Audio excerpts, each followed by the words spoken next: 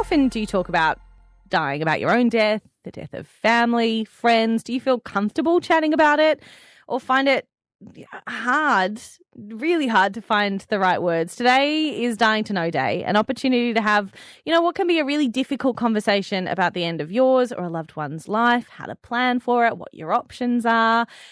But beyond death, and, we are getting a little bit better about talking about that. Let's talk a little bit about grief, the feelings of loss and grief that come with it, because I think we can be a little bit better at dealing with the grieving process for ourselves and the people around us. Someone who works in this space is Jennifer Perino. They're with us this morning. Good morning. Good morning, Kaya. All right. What is the National Association of Loss and Grief? Let's start there. National Association for Loss and Grief started after the Granville train disaster way back in 77, if you're old enough to remember that. So from there sprung that recognition of need for people who were suffering some form of loss. And we look at loss as not just confined to the loss of a life. It can be a number of losses we encounter across the lifespan. So that's what we basically do. We support people in bereavement. Bereavement is not pathological. It's a normal process in life. It's not an illness. And hence the research tells us the best things for those is support. Support in our belief system or our value system will help us through loss. Yeah. Are we not very good about talking about grief and loss? No, and hence when you talk about Dying to Know Day and death literacy, historically we use lots of euphemisms around when somebody dies, they've passed on, not that somebody's dead. We'll use all sorts of words to avoid the subject. And over the past years, we've gotten a bit better at it, but there's still a ways to go. Is there a bit of an attitude of, oh gosh, but it happened, insert how many times ago, why aren't you over it yet? Yes. Not just with death as well, like as you said, with any sort of loss. Yeah, with many sorts of loss. There's what we call disenfranchised grief, which people don't recognise, is not socially acknowledged. A carer, dealing with looking after someone who may be terminally ill or aged on that end phase of life, they have losses of their own as they do that. So nobody recognises that, so they tend to suffer in silence to a large degree. So there are those sorts of things where people expect you to be, oh, well, the funeral's over, so get on with it. Yeah. If, for most people who've had a loss, will tell you it doesn't quite work like that. Well, it doesn't sort of end. Like, I think grief changes, not ends, right? Is that fair?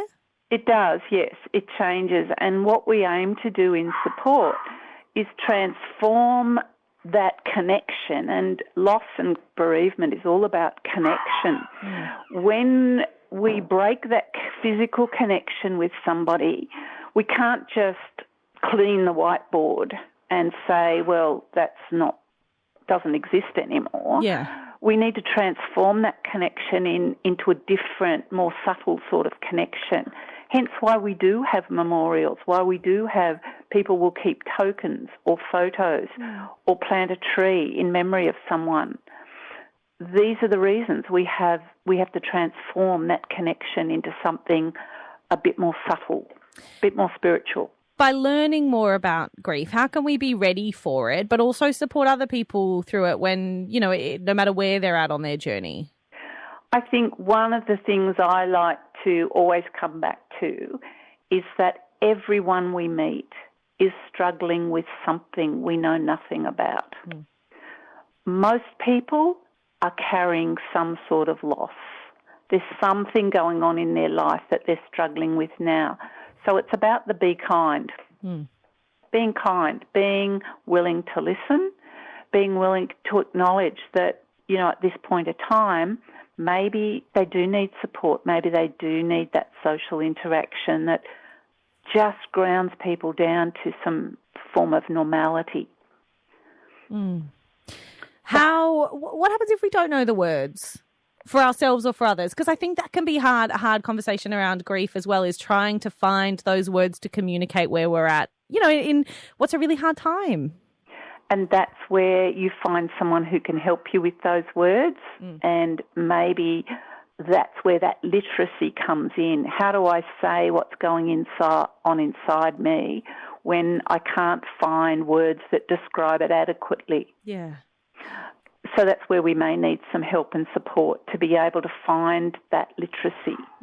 With children, we call it emotional literacy when we're working with children, because they don't have words to label things. And look, death is a hard enough concept for adults to get their head around, let alone children or adolescents. So it is something, if we've never talked about it, we're not going to find the words for it. If we start breaking down those barriers around death and dying and talking about what we want at end of life and what that looks like and who we want there, and, all of those sort of things that I feel like some of us are getting a little bit better at having those conversations, do you think this naturally then flows on to that grief process? Absolutely. It makes the grief process, the healing, a smoother process. I can't say it will shorten it. It might for some people, but it certainly makes it a smoother process.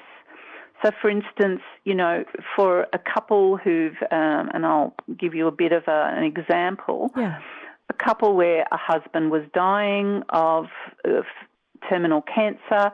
He had young children in primary school. His wife was bereft because he wouldn't talk about the fact that his life was soon going to end. She came and she said, how do I get him to talk about it? And I became the mediator for that conversation. And when I pointed out to him that, why do you think you're going to die before me? I could walk out on the street today and get run down by a road train. And so hence I have to think, even though I'm fit and healthy, I have to think, what do I want? What do I want my family to know? And that opened the conversation. If we recognise that any of us are not promised tomorrow, what do we want? What does our family want, our other family members want? Most of them will then feel more comfortable knowing they've ticked those boxes. What we call unfinished business becomes finished. When you are doing, such emotionally involved work, Jennifer, how do you, turn up and sit with that and take that on, and also, I guess, do your own work through this as well?